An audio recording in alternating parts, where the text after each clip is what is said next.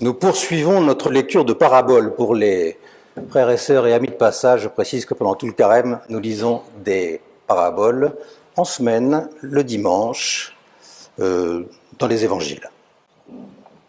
Je rappelle du coup qu'une parabole, c'est pas un artifice oratoire, c'est pas un truc littéraire pour habiller un enseignement ou pour faire passer plus facilement un contenu. Une parabole, ça n'a pas vocation à être résumé pour qu'on en tire la morale et puis on garde la morale et on oublie le récit. Une parabole, c'est un récit. C'est un récit. C'est un récit qui cherche, qui n'y arrive pas toujours sans doute, qui cherche à stopper son lecteur. Stopper son lecteur pour l'amener à lever le nez, à ouvrir les yeux, à changer de point de vue sur la vie, sur soi-même, sur Dieu, sur le monde. Et par conséquent, à repartir, après avoir fait un pas de côté, à repartir dans une autre direction, à repartir d'un autre pas. La parabole, elle cherche à désorienter le lecteur. Si à la fin d'une parabole, on se dit « ça va, j'ai tout compris », elle a raté son effet. Mais si au bout d'un moment, on a une espèce de pointe d'incompréhension, d'agacement, d'incrédulité, qu'on se dit « mais enfin, qu'est-ce qu'elle me veut cette histoire? Qu'est-ce que c'est que cette histoire ?» Alors là, la parabole fait son boulot. Avant de lire la parabole de ce matin, nous prions.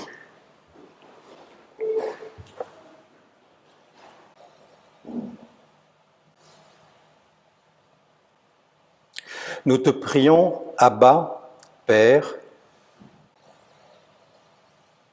pour que cette écriture devienne parole pour nous. Car nous ouvrons la Bible venue d'il y a si longtemps, mais ce n'est pas pour ouvrir un vieux livre que nous sommes là. C'est pour recevoir une parole pour notre vie, pour entendre quelque chose qui nous met en route, qui nous relève, qui nous ouvre à une vie pleine et entière. Et pour cela, il nous faut ton esprit, ta présence, ton accompagnement. C'est pourquoi nous te demandons d'ouvrir toi-même notre intelligence, notre vie, notre compréhension, pour que ta parole vienne à nous et en nous. Amen.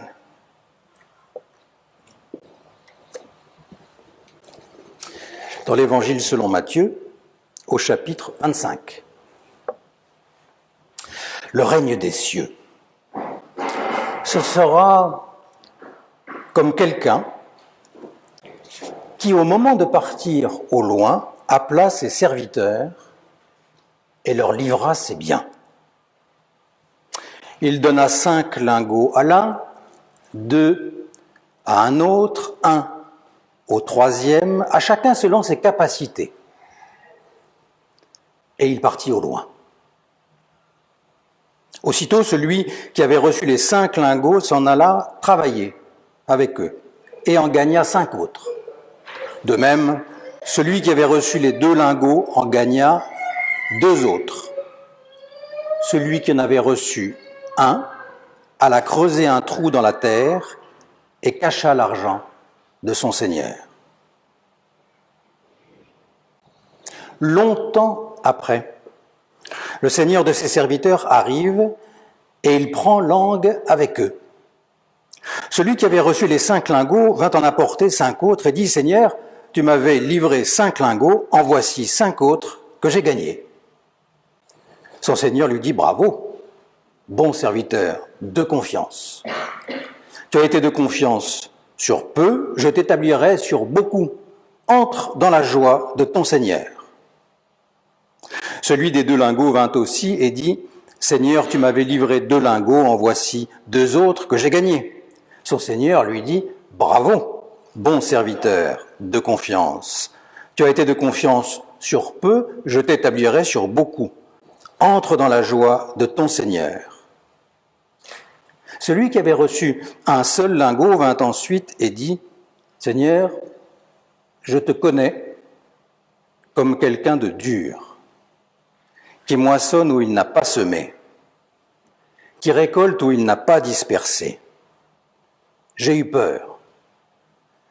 et je suis allé cacher ton lingot dans la terre. Le voici, tu as ton bien. Son seigneur lui répondit, mauvais serviteur, timoré, tu te figurais que je moissonne où je n'ai pas semé, que je récolte où je n'ai pas planté. Alors tu aurais dû placer mon argent chez les banquiers.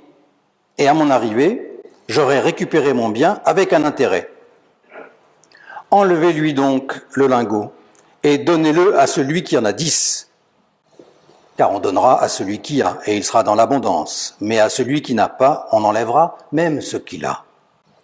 Et le serviteur bon à rien, jetez-le dehors, dans les ténèbres, là où l'on pleure et où l'on grince des dents.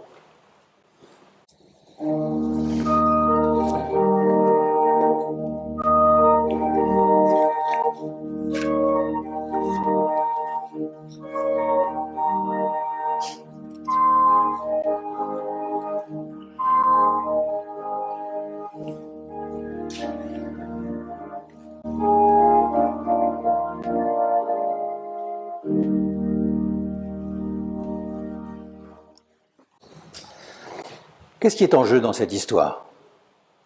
Ce qui est en jeu, c'est la vraie vie, rien de moins.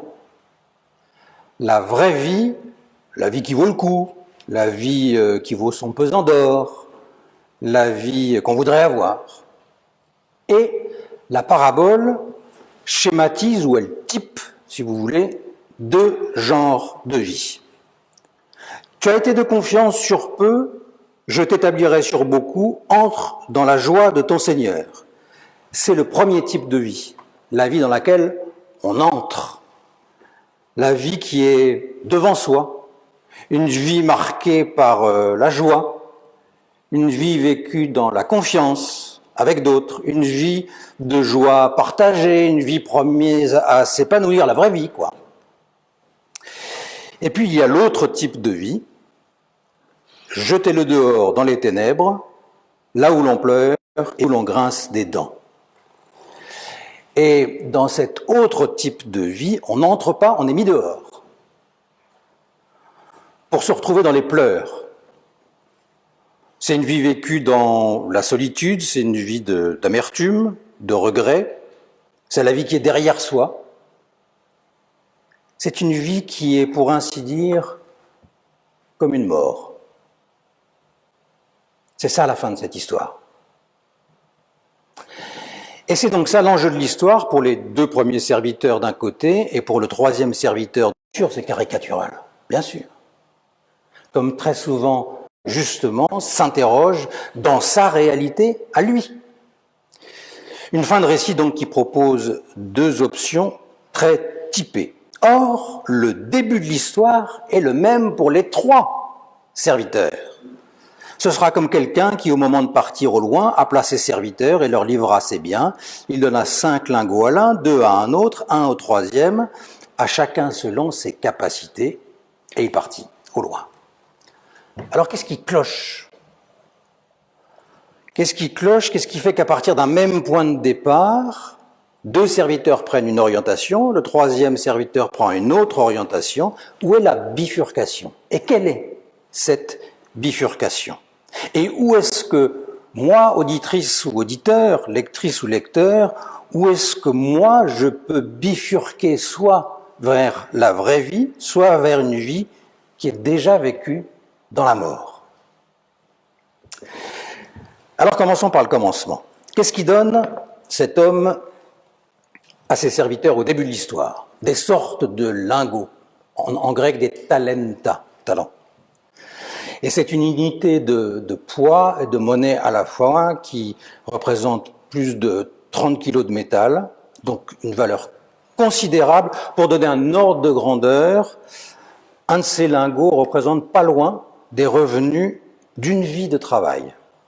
Fois 1 donc, ou fois 2, ou fois 5. Donc quand je vous disais que l'enjeu c'était la vraie vie, ce qui lui donne sa valeur, son poids.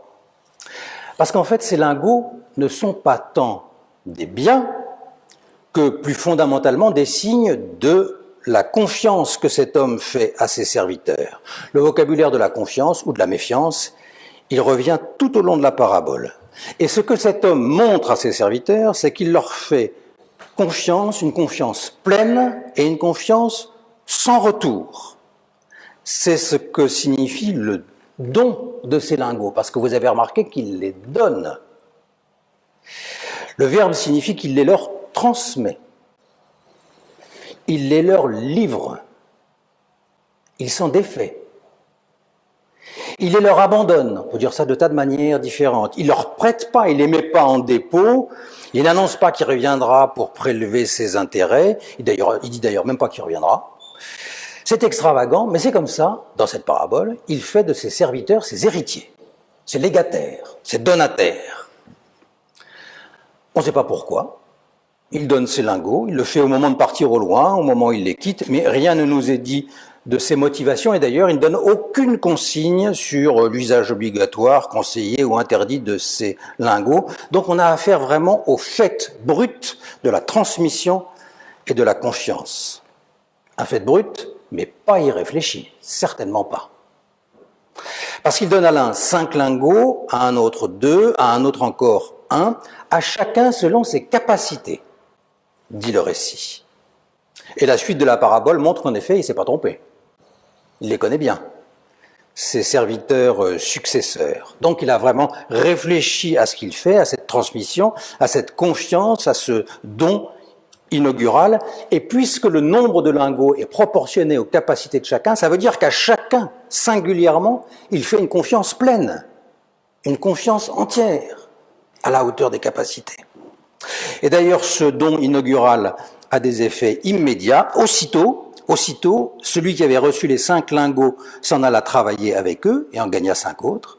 De même, celui qui avait reçu les 2 lingots en gagna 2 autres, celui qui en avait reçu 1, etc. Donc cette confiance première est hors norme, elle a des effets immédiats, elle change la vie de ses serviteurs héritiers, mais elle ne la change pas de la même manière. Qu'est-ce qui se passe dans la vie de chacun de ces serviteurs légataires? Eh bien, les 2 premiers vont, dit l'histoire, travailler avec les lingots. Ils décident d'utiliser ce qu'ils ont reçu. Ils en font quelque chose.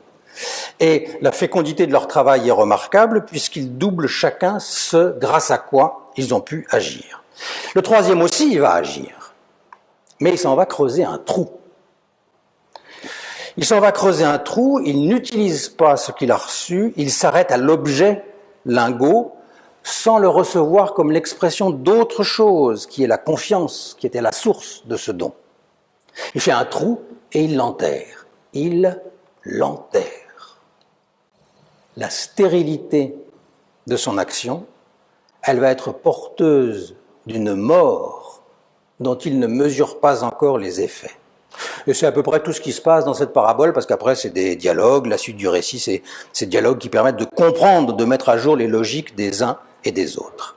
Et ce que nous voyons dans ces dialogues qui suivent, c'est que la logique profonde des 2 premiers serviteurs légataires, c'est l'acceptation du don, l'acceptation de la confiance faite, une acceptation féconde, puisqu'elle va produire. Et la logique profonde du 3e serviteur, c'est un refus du don, un refus de la confiance faite, un refus stérile. Les 2 premiers serviteurs, ils reconnaissent la dette qu'ils ont à l'égard de l'homme, leur maître. « Seigneur, tu m'avais livré 5 lingots, ou 2 lingots, et en voici 5 autres, ou 2 autres, que j'ai gagnés. » Ce qu'ils ont reçu, et qui ne vient pas d'eux-mêmes, ils en font quelque chose par eux-mêmes. J'en ai gagné 5 autres, j'en ai gagné 2 autres. Et ce qu'ils ont accompli, et même du point de vue de la quantité, aussi important que ce qu'ils ont reçu. Le maître ne s'y trompe pas d'ailleurs, bravo, leur dit-il. Il les félicite, il les admire, bravo, bon serviteur, et je l'entends au sens, mon gars, t'es un bon toi, hein, 5 fois plus 5, 2 plus 2. Bon serviteur de confiance, puisque ton ressort, c'est la confiance que tu as reçue, la confiance en toi que tu as tirée de la confiance que tu as reçue. Et vous remarquez, c'est capital, que l'homme ne reprend rien. Il ne prend pas les lingots gagnés par les serviteurs. Les serviteurs n'ont pas travaillé pour lui, ils ont travaillé pour eux. Et il ne reprend même pas ses actifs de départ. Donc le lecteur vérifie ce qui était dit dès le début, c'est-à-dire qu'il s'agissait bien d'un don, d'un vrai don, pas d'un don dissimulé ou manipulateur. C'était bien un don. Et puis donc l'histoire ne s'arrête pas là.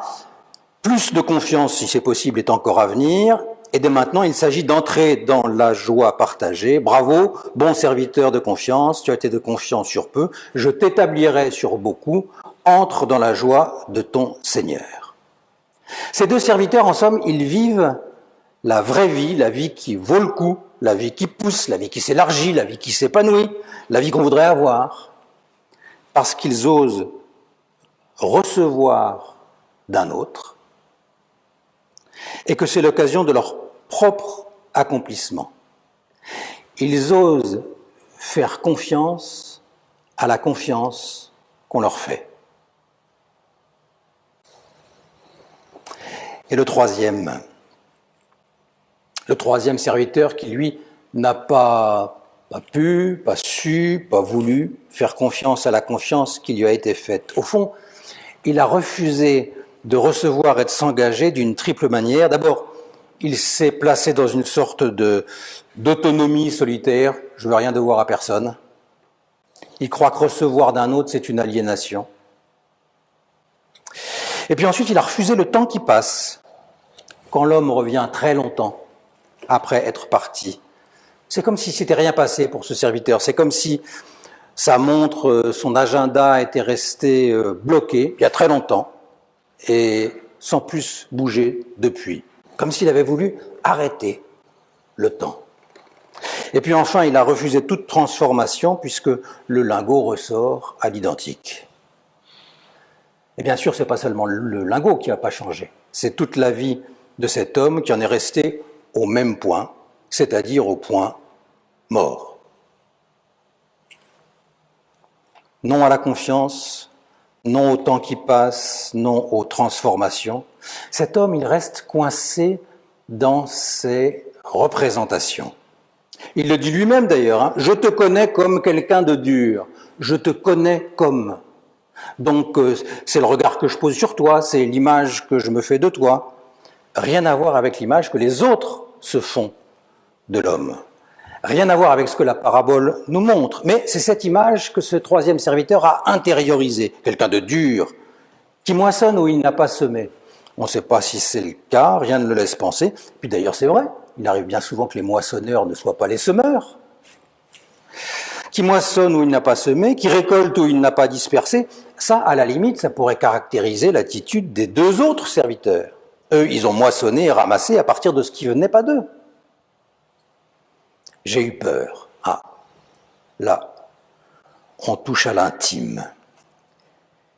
Et d'où vient cette peur ? Est-ce que c'est la peur qui pousse ce serviteur à voir son maître ainsi ? Est-ce que c'est plutôt le contraire ? On ne sait pas, c'est mystérieux.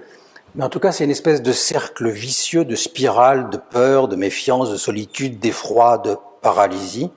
Et cet homme, il est tellement paralysé dans son imaginaire qu'il se trompe complètement et jusqu'au bout, et qu'il se dépossède lui-même.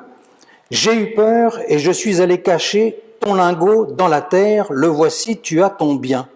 Mais il se trompe. Ce lingot n'est pas au maître. Il n'est plus au maître depuis longtemps. Il est à lui, le serviteur légataire.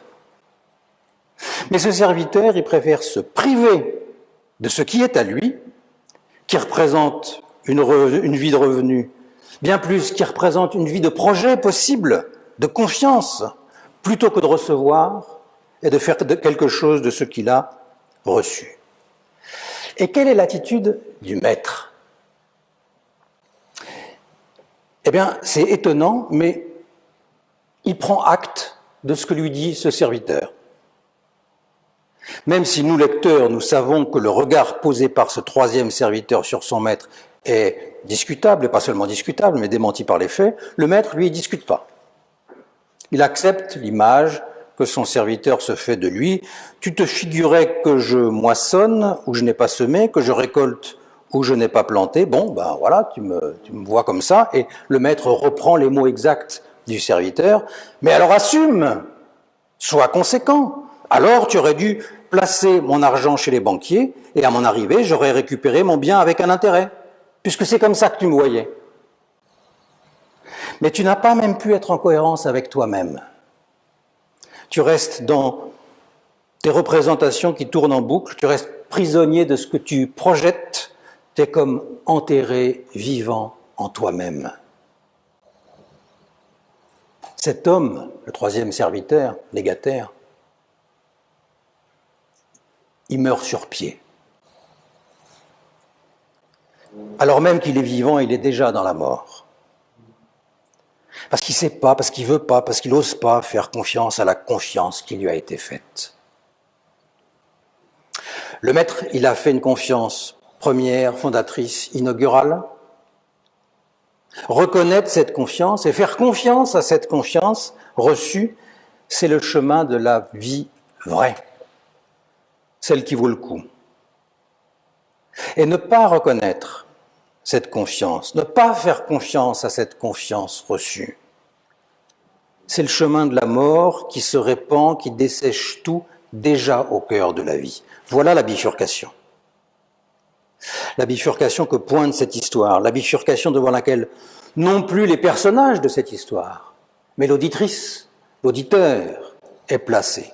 Qu'est-ce que tu fais de la confiance qui t'est donnée? En d'autres termes, ce que nous sommes invités à nous demander par cette parabole, c'est ceci. À quoi, ou plutôt, à qui est-ce que je dois ma vie? Et on peut entendre cette question dans son double sens. À qui est-ce que je dois ma vie? Ça veut dire, de qui est-ce que je l'ai reçue? Non seulement biologiquement, parce que d'autres m'ont donné la vie, mais aussi sous l'angle de l'éducation, de la langue, de la culture, des expériences. Et c'est au passé, mais pas seulement, c'est aussi encore au présent. De qui est-ce que je reçois ce qui me fait vivre chaque jour? Et puis, à qui est-ce que je dois ma vie? Ça veut dire aussi, pour qui et pourquoi vais-je vivre? Auprès de qui, de quoi et de quelle manière est-ce que je me dois de vivre, d'exister, d'être présent?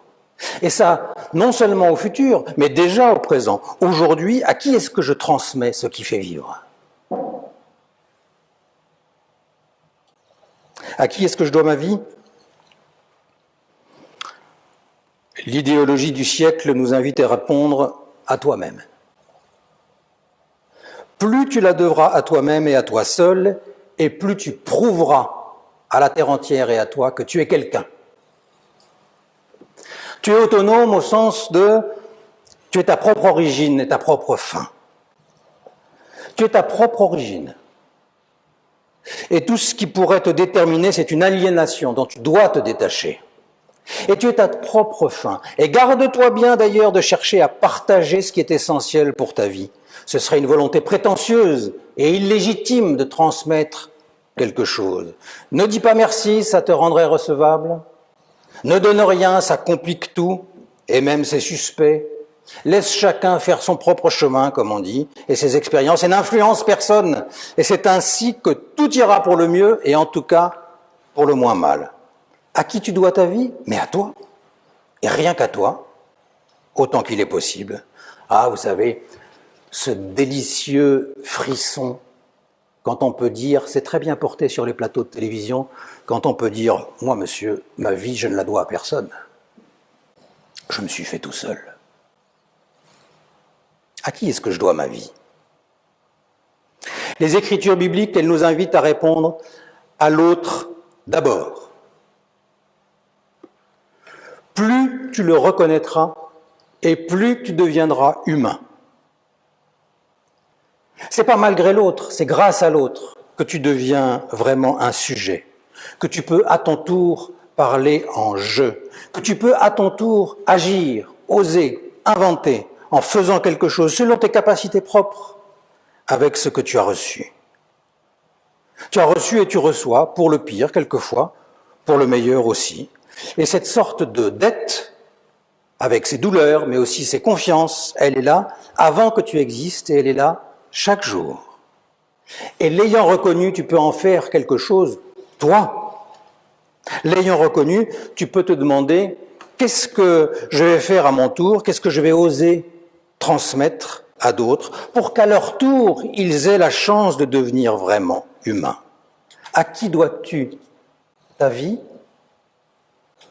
À l'autre d'abord, et c'est ainsi que tu inventeras ta manière d'être toi.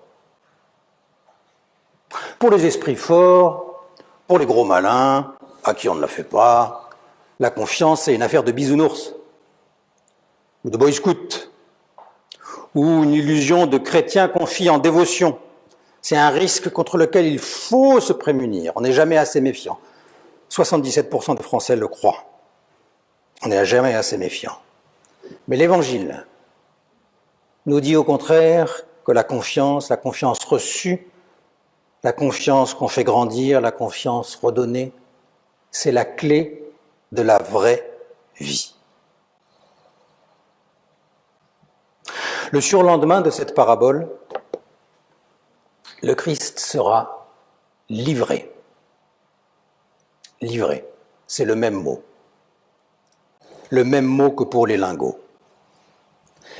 Le Christ qui vient dans le monde jusqu'à être livré, jusqu'à donner sa vie.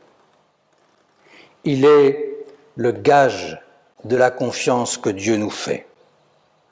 Une confiance qui dépend de Dieu seul et qui en même temps est à hauteur de chacun.